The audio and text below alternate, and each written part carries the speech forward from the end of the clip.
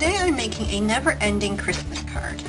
I learned this card from Dawn, and you can find a link to her instructional YouTube video in the description field. So let's get started. This card needs 4 pieces of cover stock. Each piece needs to be cut 3 by 6 inches, and each piece needs 2 horizontal score lines 1.5 inches from the top and the bottom. Since the score line is pretty hard to see, I've drawn it out on a piece of paper. So here's our sample. A 3 by 6 inch paper. This dotted line is to represent the score line.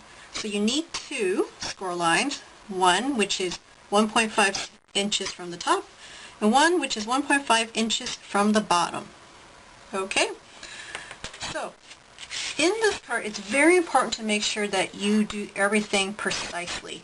When the flaps fold over, you want to make sure your score lines are correct, because if they're not, it's going to make the opening and closing of the flaps or the panels somewhat difficult. The mechanics of this whole card depends on you being precise. So here's a helpful tip. When you're scoring your card, try scoring it just shy of the 1.5 line. The reason why you want to do that is because if you are shy of it, it will create a gap, like so. If you accidentally go over that 1.5 line, you will accidentally create, unfortunately, overlapping, which will be detrimental to the mechanics of your card, because when you fold your card over, this part needs to clear. Okay? So, now that you have scored everything and cut all your pieces, let me just move all the pieces into the right places, you can start assembling your card. So here's our 4 pieces. Everything has been scored. And if you refer back to our demonstration card, the white pieces are in the middle, or inside, and they are set horizontally. Our green and red are the cover, and they are set vertically. So here's our pieces horizontally. Let's try to straighten that up. And vertically. Now you notice when I place my pieces down, they butt up right against each other, which could make turning the card somewhat difficult. So here is the second helpful tip of the day. Take one piece from the cover and cut about 1/16 of an inch off. By trimming it down, you are also creating that gap that we created when you scored your line just short of 1.5. So about 1/16 or 2/16 of an inch would be great. That's all you need. And you want to do the same thing to the inside portion. So if we straighten this up first, here's our red. Here is a piece of green that I've already cut. I've cut a little more than 1/16 of an inch just so you can see what I'm talking about. So here is a gap. And this will make the mechanics of the card so much better when you're opening and closing the card. So, let's actually assemble our card. I have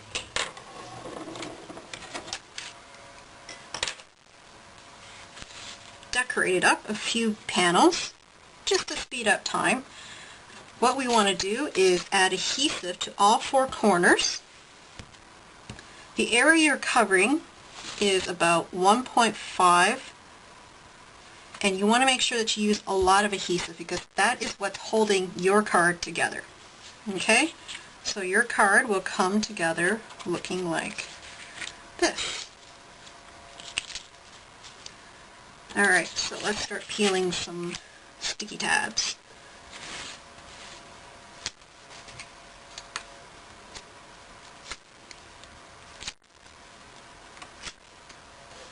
I'm going to put down my first piece. Oh, nope.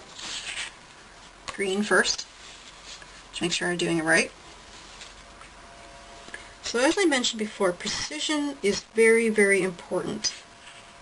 You want to make sure that you put everything down perfectly.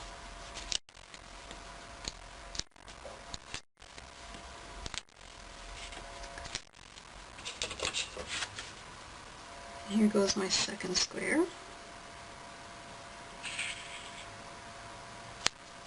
There we go. Notice there's my gap. And okay, now for our last one. And stick that down.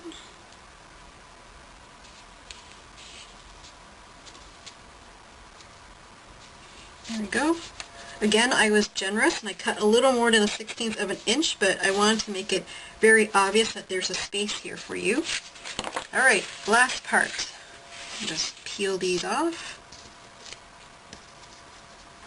If you haven't done this card before, it can help to draw a line here to show you where 1.5 inches is, just so that your tape doesn't stick out too far.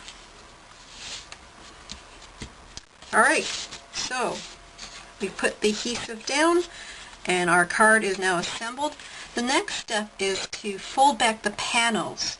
What you want to do is gently fold them to follow your score line.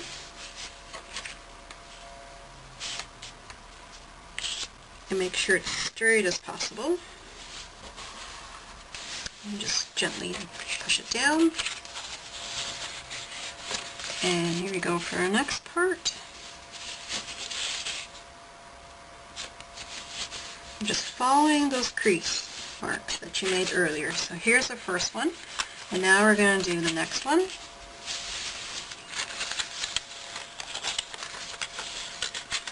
There we go.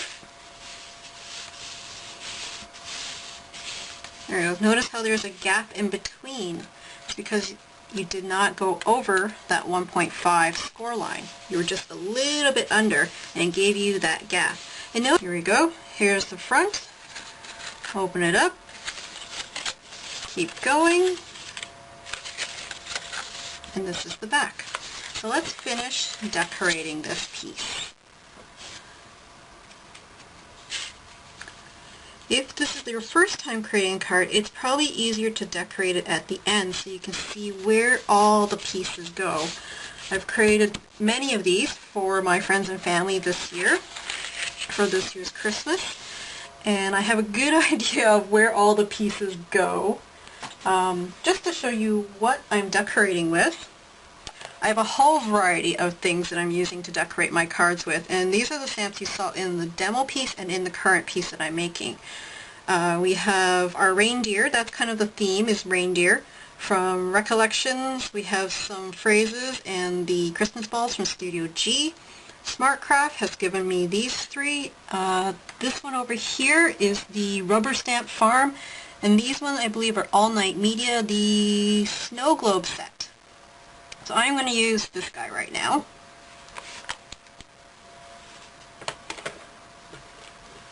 I'm going to use a little Versamark and some chalk. And I'm just going to add some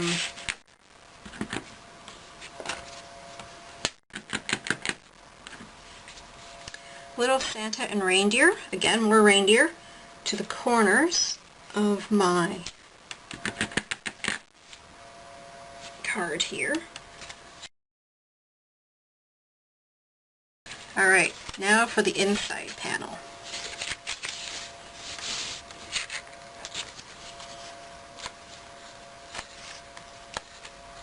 Oops.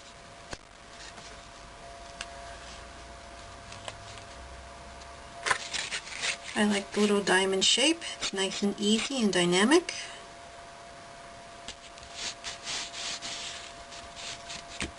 And I am going to do snowflake.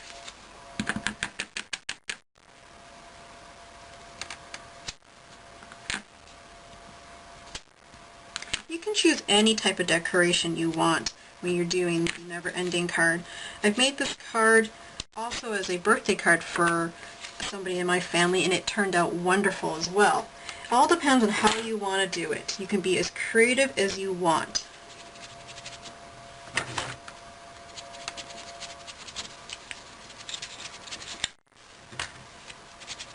Just a little bit of chalk. Just want it to be a really subtle detail, because I want the focal point to be my little angel and the stamp word joy. And in the back, this is where I would write my phrase.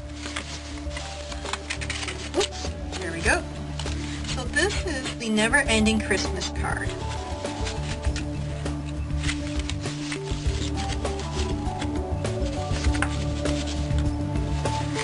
I hope you found today's video useful, and for my friends and family who will be receiving one of these cards this Christmas, I hope you have enjoyed seeing how your Christmas card was made.